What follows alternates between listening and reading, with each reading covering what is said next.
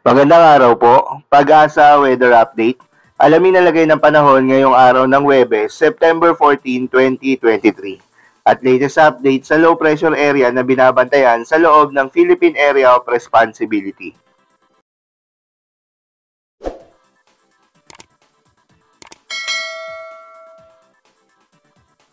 Magandang umaga po sa ating lahat. Ngayon ay araw ng Huwebes, September 14, 2023 at narito magiging lagay ng panahon para sa buong maghapon at sa mga susunod pang mga araw. Sa kasalukuyan ay patuloy pa rin yung ating monitoring dito sa low pressure area na huli nating namataan sa may layong 395 kilometers sa may silangan, hilagang silangan ng Itbayat sa may Batanes. Wala itong direktang epekto sa anumang bahagi ng ating bansa at inaasahan natin na possible po ito mag-dissipate o malusaw within the next 24 to 48 hours. Samantalang patuloy yung pag-iral ng hanging habagat o ng southwest monsoon sa buong bansa, kaya naman inaasahan natin na sa ngayong araw ay possible pong makaranas pa rin na maulap na kalangitan at may mga pag-ulan sa may bahagi ng Central Luzon, Southern Luzon, kasama na po yung Metro Manila, gayon din sa buong Visayas at sa ilang bahagi pa ng Mindanao. And so far, wala pa rin tayo namamataan na low pressure system sa loob at labas ng ating Philippine Area of Responsibility na maaaring makaapekto sa ating bansa sa mga susunod pang mga araw, bagamat inasahan natin na maaaring magpatuloy yung epekto ng hanging habagat hanggang bukas. At para naman sa magiging lagay ng panahon ngayong araw dito sa Kalakhang, Luzon, inaasahan natin na sa may bahagi ng Central Luzon, kasama na rin sa may Pangasinan, at gayon din sa may Southern Luzon, partikular sa Calabarzon, Mimaropa, at gayon din sa Metro Manila at sa may Bicol Region, naasahan pa rin ngayong maghapon ang maulap na papawirin at may mga kalat-kalat na mga pag-ulan, pagkidlat at pagkulog. Samantalang sa nalalabing bahagi naman ng Luzon, bahagyang maulap hanggang sa maulap yung kalangitan at may mga tsansa pa rin ng mga isolated rain showers or thunderstorms.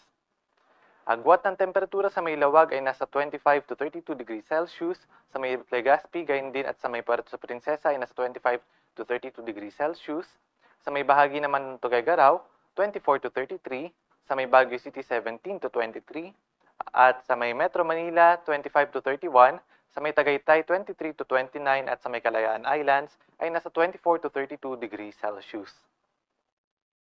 At para naman sa magiging lagay ng panahon sa Kalakhang, Visayas at Mindanao, sa buong Visayas maulap na papawirin din ang aasahan sa buong maghapon at may mga kalat-kalat na mga pag-ulan, pagkidlat at pagkulog, gayon din dito sa may kandurang bahagi ng Mindanao, partikular sa may Zamboanga Peninsula, Northern Mindanao sa may BARMM at sa may Soxargen area. Samantalang sa may bahagi naman ng Caraga at sa may Davao Region, bahagyang maulap hanggang sa maulap lamang na kalangitan, bagamat may mga tsansa pa rin ng mga pag-ulan, pagkidlat at pagkulog, dulot ng mga localized thunderstorms. Ang agwat ng temperatura sa may Iloilo nasa 26 to 32 degrees Celsius, sa may Metro Cebu 25 to 31, sa may Tacloban 25 to 32, sa may Cagayan de Oro ang agwat ng temperatura ay nasa 24 to 32 degrees Celsius, sa may Metro Davao 24 to 33 at sa may Zamboanga City naman 23 to 32 degrees Celsius. At para naman sa kalagayan ng ating karagatan, sa ngayon wala tayong nakataas na gale warning sa namang baybayin ng ating bansa, malaya pa rin makakapalaot yung ating mga kababayang mangingisda at may maliliit na sasakyang pandagat. At para sa ating 3-day weather outlook para sa mga pangunahing syudad ng ating bansa, bukas inasahan pa rin natin na magpapatuloy yung mga pag-ulan dala ng hanging habagat sa may Southern Luzon, gayon din sa may Western Visayas area. Kaya dito sa Metro Manila at sa may Legazpi, magiging maulap pa rin yung kalangitan at may mga kalat-kalat na mga pag-ulan, pagkidlat at pagkulog.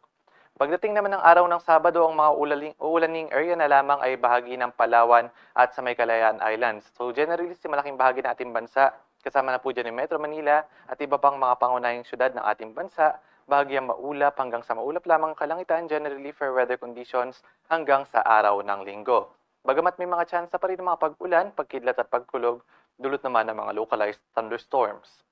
Agwat ng temperatura sa may Metro Manila ay nasa 25 to 34 degrees Celsius, sa may Baguio City ay nasa 17 to 24, sa may Legazpi ang agwat ng temperatura ay nasa 25 to 33 degrees Celsius, Metro Cebu 25 to 33 at sa may Metro Davao naman ay nasa 25 to 34 degrees Celsius.